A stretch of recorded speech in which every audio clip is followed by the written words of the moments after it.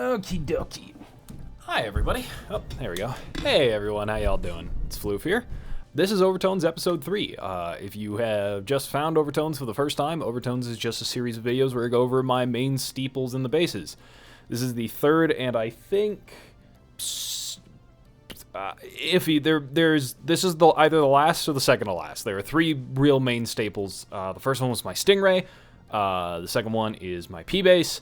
And this is the third one, and if you've read the title already, you already know what it is. You've seen it on the channel a couple of times. I played it while I was in a shark costume, a set of shark pajamas that I bought for Maggie for their birthday, and it is my Squier Bronco bass from 2009.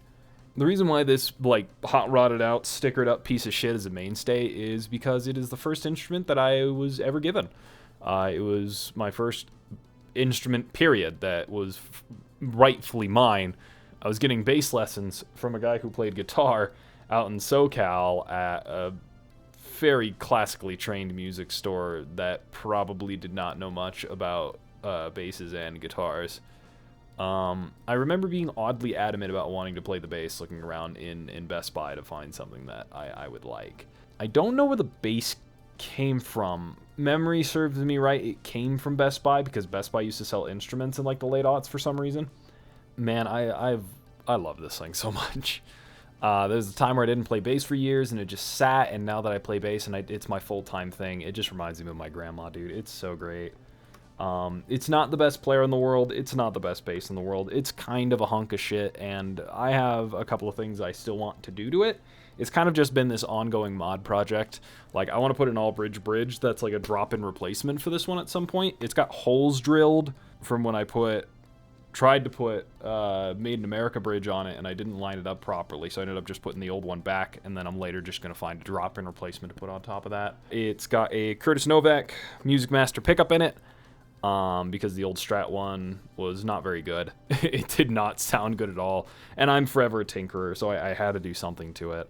It's got lightweight ultralight tuners. As of right now, it's got GHS flats on it, and I think I'm gonna keep them on for a little bit because it's got that like 51 P-bass thing to it, and I dig it a lot.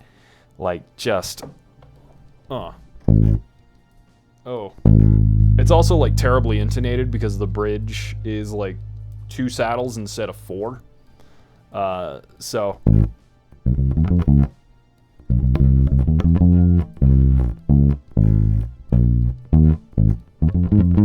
I could do it a little better of that.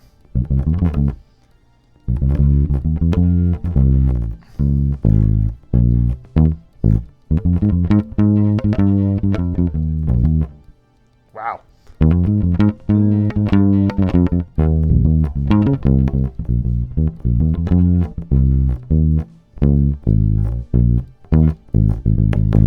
You get the idea. It's not really about the playing on this one. I just kind of put a little short playing example to let you know how it goes. Yeah, almost my entire steeple right now is made up of flat wound bass strings. My main steeple is 100% flat wounds. Like, the Stingray has Ernie Ball flats on it. The Ernie Ball. Fuck!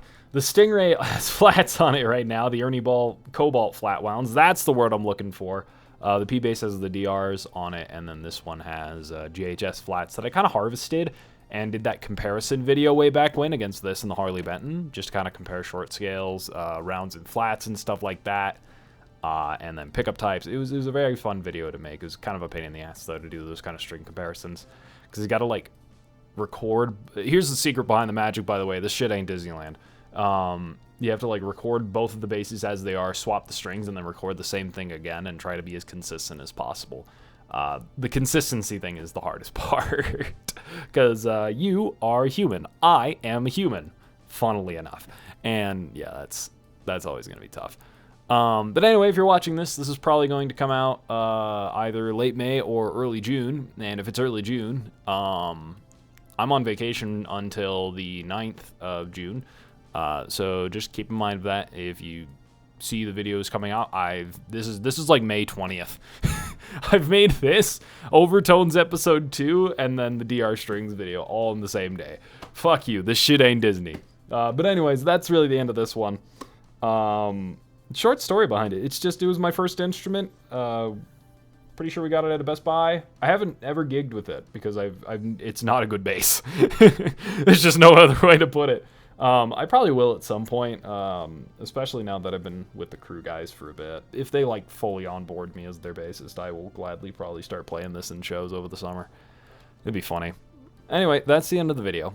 If you guys want to support the channel, there are ways to do that. There's Patreon in the description.